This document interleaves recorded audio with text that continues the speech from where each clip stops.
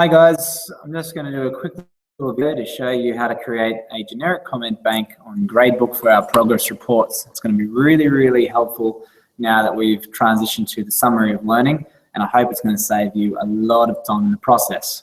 So what you can see is I've actually got an assignment created already for one of the units we're working on at the moment in grade 5 called LAN forms, and to put some generic comments in for this or for any other comments you want to use in the future. Very simple. This is what you're going to do. You're going to go to Tools up the top.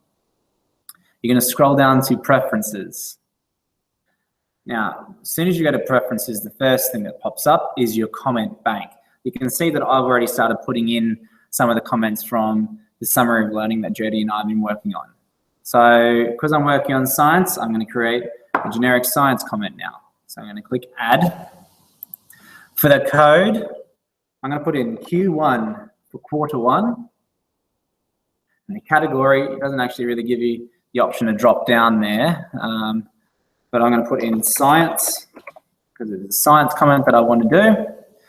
The smart text, I'm not actually going to put in any smart text, but just for future reference, if you'd like to know, this is where all the he's and she's and hims and hers are for other generic comments that you want to generate.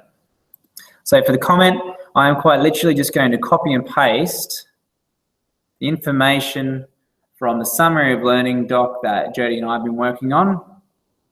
I'm going to copy and paste that straight across. Put it in there.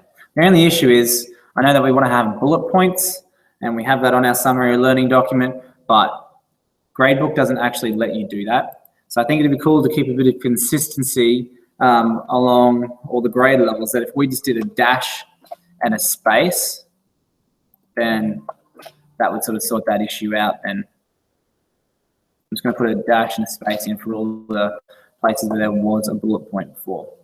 I'll click OK, and then it goes straight in there.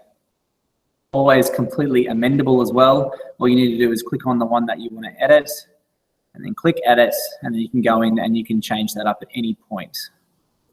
All right, so I'll click OK. Now, if I actually want to insert that comment to a student's name, it's exactly the same place as you did it last year.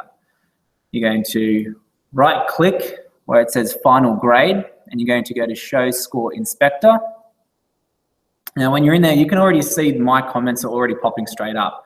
Yours might not, and that could be because in the drop-down box here, it'll say District Comment Bank or My Comment Bank.